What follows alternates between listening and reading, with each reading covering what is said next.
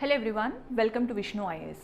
So మనం already awards and హానర్స్లో part 1 and 2లో ఏప్రిల్ నుంచి అక్టోబర్ వరకు few awards and honours discuss చేసాము. సో ఇప్పుడు పార్ట్ 3లో మనం నవంబర్ అండ్ డిసెంబర్లో వచ్చిన ఇంపార్టెంట్ అవార్డ్స్ ఏంటి, హానర్స్ ఏంటి అనేది డిస్కస్ చేస్తాము.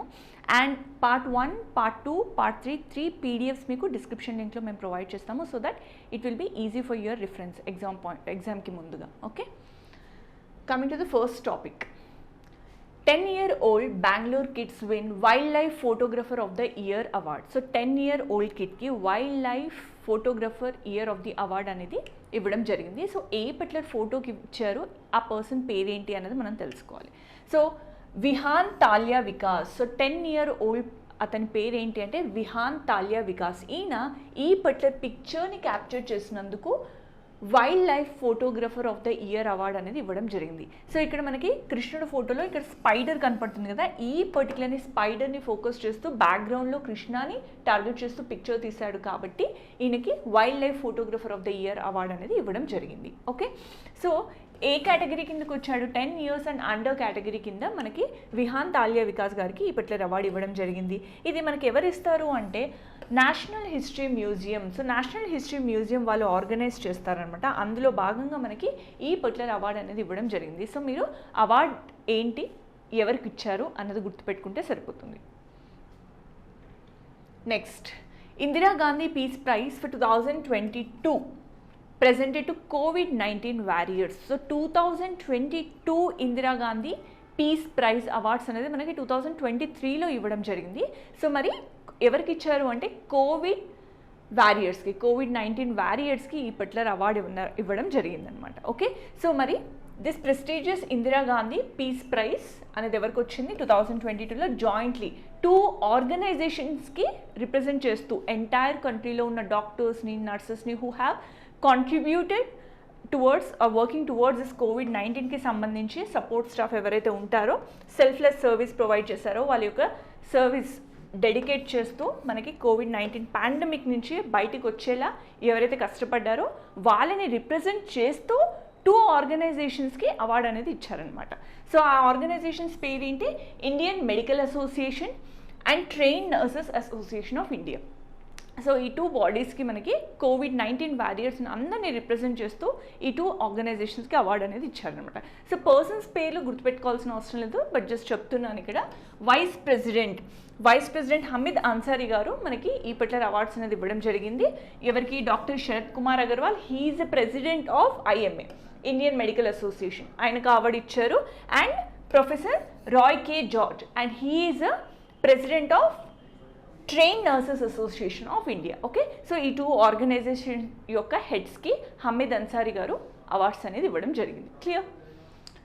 నెక్స్ట్, గ్రామీ అవార్డ్స్ 2024. సో గ్రామీ అవార్డ్స్ 2024 అవార్డ్స్ అనేది ఎవరికి ఇచ్చారు, ఏ పర్టికులర్ సాంగ్కి ఇచ్చారు అన్నది మనం తెలుసుకోవాలి. ఓకే, ఈ 2 ఫ్యాక్ట్స్ ఇంపార్టెంట్. ఫాల్గుని షా, ఈవిడే ఫాల్గుని షా. ఓకే, ఫాల్గుని షా గారికి పాడిన పాట ఏది, అబెండెన్స్ ఇన్ మిల్లెట్స్ అనే ఒక పాట పాడినందుకు best global music performance or Grammy awards అనేది ఇవ్వడం జరిగింది. ఫర్ విచ్ కేటగిరీ అంటే for best global music performance category కింద ఈ అవార్డు అనేది ఇవ్వడం జరిగింది. ఓకే, దాని గురించి మనం కొంచెం డీటెయిల్గా మాట్లాడుకుందాం. సో ఫాల్గుని షా గారు ఎవరు, she's a Grammy award winning Indian vocalist. Okay, Indian vocalist and song writer, right? So has been nominated దేనికి నామినేట్ అయ్యారు, best global music performance category కింద 2024 Grammy awards for her song. ఏ సాంగ్ అది అంటే abundance in millets. Okay, abundance in millets అన్న పాట పాడినందుకు ఫాల్గుని షా గారికి ఈ పర్టికులర్ అవార్డు అనేది ఇవ్వడం జరిగింది, గ్రామీ అవార్డ్. ఓకే, సో మరి ఇది ఎవరు రాశారు, speech written and delivered. So మన ప్రైమ్ మినిస్టర్ నరేంద్ర మోడీ గారు రాసిన స్పీచ్ ఆర్ యొక్క డెలివరీ చేసిన స్పీచ్కి రిఫరెన్స్గా తీసుకొని ఈ పాట అనేది పాడడం జరిగింది. లిరిక్స్ మొత్తం కూడా మనకి నరేంద్ర మోడీ గారే రాశారు. Okay, the song was basically ఈ పర్టికులర్ పాట అనేది ఎందుకు అంటే మిల్లెట్స్ పైన అవగాహన క్రియేట్ చేయడానికి మన కంట్రీలో, because 2023 was declared as international year of millets, right? So 2023 was declared as international year of millets. So millets యొక్క శ్రీ అన్న అని కూడా అంటారు కదా, మనకి శ్రీ అన్న అని కూడా అంటారు మిల్లెట్స్ని. మనకి బడ్జెట్లో నిర్మలా సీతారామన్ గారు మిల్లెట్స్ని శ్రీ అన్న అని చెప్పి రిప్రజెంట్ చేస్తారు. సో మిల్లెట్స్ యొక్క పొటెన్షియల్ ఏంటి అన్నది ప్రమోట్ చేయాలి, అవేర్నెస్ క్రియేట్ చేయాలి అన్న ఉద్దేశంతో ఈ పర్టికులర్ సాంగ్ని మనకి పాడడం జరిగింది. Clear? Next, Irish author Paul Lynch wins 2023 Booker Prize. Very important. Irish writer ఎవరు? పాల్ లించ్ గారు. Okay, he is that particular person. Paul Lynch గారు రాసిన బుక్కి 2023 బుక్కర్ ప్రైజ్ అనేది వచ్చింది. మరి ఏ బుక్కి బుక్కర్ ప్రైజ్ వచ్చింది అనేది మనం పేరు గుర్తుపెట్టుకోవాలి. బుక్ పాల్ లించ్ గారు రాసిన ప్రొఫెట్ సాంగ్ అన్న బుక్కి మనకి బుక్కర్ ప్రైజ్ 2023 బుక్కర్ ప్రైజ్ అనేది ఇవ్వడం జరిగింది. ఓకే, సో బుక్కర్ ప్రైజ్ ఎవరికి వచ్చింది, ఏ పర్టికులర్ రైటర్ అన్నది మనం తెలుసుకోవాలి. ఓకే, సో పాల్ లించ్ గారు he is a Irish author. 2023 Booker prize వచ్చింది ఫర్ హిస్ 5th నావెల్. ఏ నావెల్కి? ప్రొఫెట్ సాంగ్ అన్న బుక్. ఓకే, ప్రొఫెట్ సాంగ్ అన్న బుక్కి ఈ పర్టికులర్ అవార్డ్ అనేది ఇవ్వడం జరిగింది. Award is Booker prize. Clear? Next, Barenboim and Awwad win Indian Gandhi peace prize, Indira Gandhi peace prize. Okay, ఇద్దరికి Indira Gandhi peace prize 2023 award అనేది ఇవ్వడం జరిగింది. సో మనం 2022 ఇందిరా గాంధీ పీస్ ప్రైజ్ ఎవరికి అన్నది చూసాము జస్ట్ ఫ్యూ స్లైడ్స్ బిఫోర్. ఎవరికి వచ్చింది? COVID-19 వారియర్స్కి ఇవ్వడం జరిగింది. మరి 2023 ఇందిరా గాంధీ పీస్ ప్రైజ్ ఎవరికి వచ్చింది అంటే దీస్ 2 పర్సన్స్. ఎవరు? Daniel Barenboim and Ali Abu Awad. So ఈ 2 పర్సన్స్కి ఈ పర్టికులర్ అవార్డ్ అనేది ఇవ్వడం జరిగింది. సో వాళ్ళిద్దరు ఎవరు, ఏంటి, దేనికి వర్క్ చేశారు, ఏం కాంట్రిబ్యూట్ చేస్తే ఈ పర్టికులర్ అవార్డ్స్ ఇచ్చారు అనేది మనం తెలుసుకోవాలి. ఓకే, సో డేనియల్ బారెన్బామ్ వచ్చేసి మ్యూజిక్ కండక్టర్ అనమాట. And Ali Abu Awad person వచ్చి పీస్ యాక్టివిస్ట్. సో వీళ్ళిద్దరూ ఇజ్రాయెల్ ప్యాలెస్తైన్ యొక్క ఫ్రెండ్లీ రిలేషన్షిప్ కోసం పోరాడారనమాట. అందుకు వీళ్ళకి ఈ అవార్డు ఇచ్చింది. సో వీళ్ళు బేసికల్లీ నాన్ వైలెంట్ టూల్స్ పైన ఫోకస్ చేస్తారు. Okay, non violent tools like music కానీ పీపుల్ పార్టిసిపేషన్ కానీ. సో ఆ విధంగా వీళ్ళు మ్యూజిక్ ద్వారా, డైలాగ్ ద్వారా అండ్ పీపుల్స్తో మాట్లాడి ఆ యొక్క ప్రాబ్లమ్స్ని సాల్వ్ చేయడానికి ట్రై చేశారు బిట్వీన్ ఇజ్రాయెల్ అండ్ ప్యాలెస్తైన్. అందుకు వీళ్ళకి Gandhi peace prize, Indira Gandhi peace prize అనేది 2023 అవార్డ్ వీళ్ళిద్దరికి ఇవ్వడం జరిగింది. సో పర్సన్స్ పేర్లు గుర్తుపెట్టుకోండి. ఇందిరా గాంధీ పీస్ ప్రైజ్ వచ్చిన పర్సన్స్ ఎవరు? Daniel Barenboim, Ali Abu Awad. Clear? Next, Sahitya Akademi award 2023 central literacy award for Patanjali Sastry. Very important. మనకి ఏపీఎస్సి గ్రూప్ 2కి ఎవరైతే ప్రిపేర్ అవుతున్నారో వాళ్ళకి ఈ పర్టికులర్ టాపిక్ చాలా ఇంపార్టెంట్ అవుతుంది.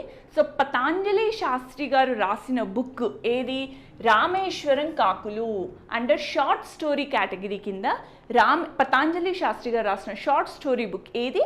రామేశ్వరం కాకులు అన్న బుక్కి ఈ పర్టికులర్ అవార్డ్ అనేది ఇవ్వడం జరిగింది, Sahitya Akademi award. Okay, so noted Telugu story writer and novelist Tallavajjhala Patanjali Sastry గారికి has been awarded central Sahitya Akademi award 2023 అనేది 2023 అవార్డ్ అనేది ఇవ్వడం జరిగింది. ఇది ఒక highest award was given to the book of short stories. ఆయన రాసిన బుక్ ఏదని చెప్పాను? రామేశ్వరం కాకులు అన్న book. Clear? So most outstanding book. So basically మనకి ఈ పట్ల సాహిత్య అకాడమీ అవార్డ్స్ అనేది మనకి 24 లాంగ్వేజెస్కి ఇవ్వడం జరుగుతుంది. Okay, so literacy merit published in any of the 22 languages of the 8th schedule as well as 2 more languages. అంటే ఇన్ టోటల్ 24 లాంగ్వేజ్. సో 24 లాంగ్వేజెస్లో 22 లాంగ్వేజెస్ మనకి ఇండియన్ కాన్స్టిట్యూషన్లో 8th షెడ్యూల్లో మనకున్న 22 లాంగ్వేజెస్, దాంతో పాటుగా ఇంగ్లీష్ అండ్ రాజస్థానీ, ఇవి 2 కూడా. So 22 plus 2 more languages, English, Rajasthani. So మొత్తం 24 లాంగ్వేజెస్కి సాహిత్య అకాడమీ అవార్డ్స్ అనేది ఇవ్వడం జరుగుతుంది. ఓకే, సో మరి ఏ లాంగ్వేజెస్ అన్నది కూడా మీరు గుర్తుపెట్టుకోవాలి. క్లియర్? ఎవరికి వచ్చింది ఈ అవార్డ్? షార్ట్ స్టోరీ కేటగిరీ కింద. అండ్ ఏ లాంగ్వేజెస్కి సాహిత్య అకాడమీ అవార్డ్స్ అనేది ఇస్తారు అన్నది తెలుసుకోండి. ఇండియన్ కాన్స్టిట్యూషన్లో మనకి ఎక్కడ మెన్షన్ చేశారు లాంగ్వేజెస్ అనేది? 8th schedule. గుర్తుపెట్టుకోండి, షెడ్యూల్ కూడా 8th schedule of the Indian కాన్స్టిట్యూషన్లో మనకి ఈ యొక్క ఇండియన్ లాంగ్వేజెస్ గురించి మెన్షన్ చేయడం జరిగింది. Clear? Next, Israel film children of nobody. Very very important. Children of nobody అన్న యొక్క ఫిలింకి మనకి గోల్డెన్ బెంగాల్ టైగర్ అవార్డ్ అనేది ఇవ్వడం జరిగింది. ఓకే, సో ఇది ఒక ఇజ్రాయెల్ ఫిలిం అనమాట. సో మన 29th Kolkata international film festival అనేది జరిగింది. So international film festival 29th international film festival మనకి కోల్కతాలో జరిగింది.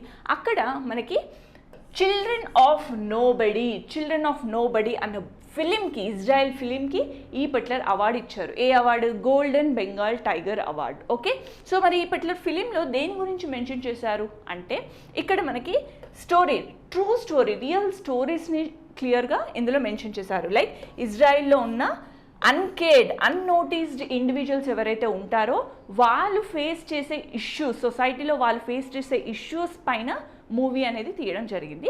That particular movie called children of nobody అన్న మూవీ, ఇజ్రాయెల్ మూవీకి మనకి ఈ అవార్డు అనేది ఇవ్వడం జరిగింది. Clear? Next, 6 Indian heritage projects bag UNESCO Asia Pacific awards 2023. Okay, so 6 Indian heritage ప్రాజెక్ట్స్కి మనకి యునెస్కో ఏషియా పెసిఫిక్ అవార్డ్స్ అనేది ఇవ్వడం జరిగింది. ఆ 6 ఏంటి అనేవి మనం ప్లేసెస్ తెలుసుకోవడం ఇంపార్టెంట్. ఓకే, సో ఇవి డిఫరెంట్ కేటగిరీస్ కింద అవార్డ్స్ అనేది ఇవ్వడం జరిగింది. Okay, award of excellence, award of distinction, award of merit, అలా డిఫరెంట్ కేటగిరీస్లో ఇచ్చారు.